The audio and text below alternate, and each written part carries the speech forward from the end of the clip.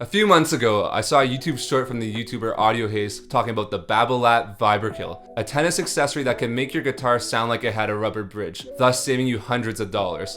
I was immediately intrigued, but I kind of forgot about it. A few weeks ago, my good friend Nick reminded me of this video, so I went to search it up and I was shocked to find that there were articles written about it. This tennis accessory was making the guitar world go crazy, and I wanted to get my hands on it. So I went online and tried to find it, and I could not find it anywhere. It was sold out everywhere, so I had an idea. I called up my local tennis shop that didn't have an online store, and lo and behold, they had it. When I called the store, it was quite funny, because they asked me on the phone if I was a musician or a tennis player.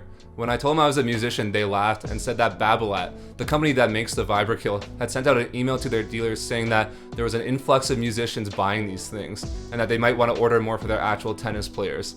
After I was done talking on the phone, I head to the tennis shop, and I picked it up, and now I own one of the Vibrakills. So let's see how this works. So what is a rubber bridge? Well, as the name implies, it's a guitar bridge that has a piece of rubber on it that dampens the guitar sound. To me, it sounds more like a nylon string guitar compared to a normal steel string guitar, but other people have other descriptions of it. From what I can tell, the original rubber bridge was made by Ruben Cox in Los Angeles, but since then there's been other guitar makers such as Orangewood Guitars that build guitars that have the rubber bridge built right into it. The rubber bridge is most commonly used in what I would describe as indie folk music. Artists like Phoebe Bridgers and Wilco use it, and guitarists such as Mason Stoops use it as well and just sound absolutely incredible with it. A really great example of what the rubber bridge sound is Garden Song by Phoebe Bridgers. The intro predominantly features the rubber bridge guitar with some effects on it, and it just sounds amazing. Though indie folk is not really my type of music, the sound is so cool, and I think it can be used for other stuff as well, so that's why I want to try to dive into that. So let's go back to the guitar. Once I got home, I unboxed the Vibrakill and I put it on my acoustic guitar, and I wasn't too stoked initially. It didn't really have that rubber bridge mellow sound, and it sounded more like a pizzicato violin.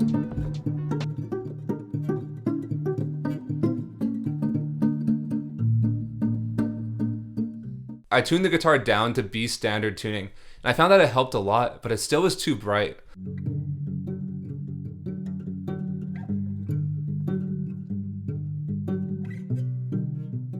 Though the sounds I got were cool, they just weren't the rubber bridge sound I was hoping for. So I did some research, and I realized that my strings might be the issue. When looking into rubber bridges, a lot of guitarists use flat wound strings with them, as they're a little bit more mellow and darker sounding.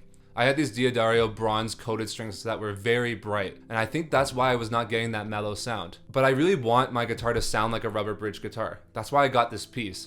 So I figured I should try and get myself some flat wound strings. So I went to Long McQuaid and I picked up these Diodario strings. So let's put them on my acoustic guitar and see how it sounds.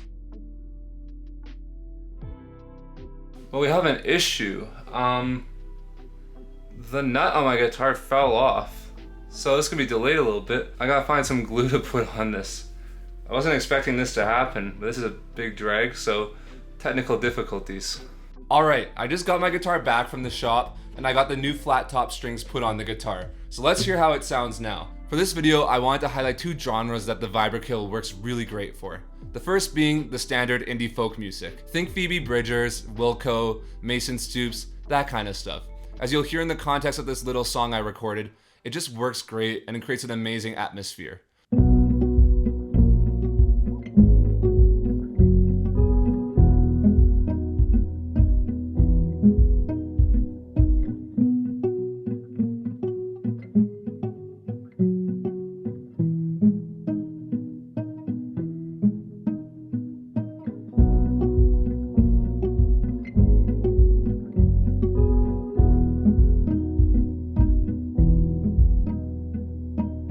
Here's what the song sounds like without the effects on the guitar.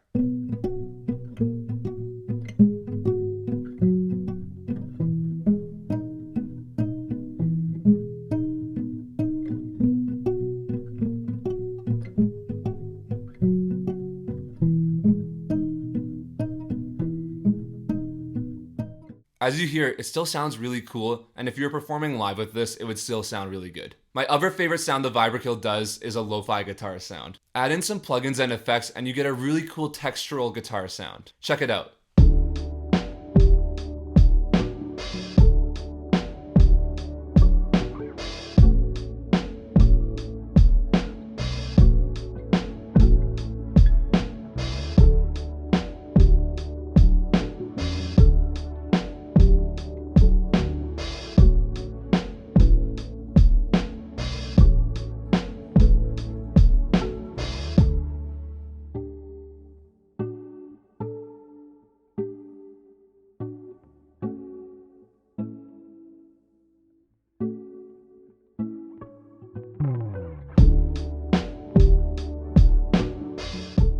And here's how it sounds without any plugins or effects on it.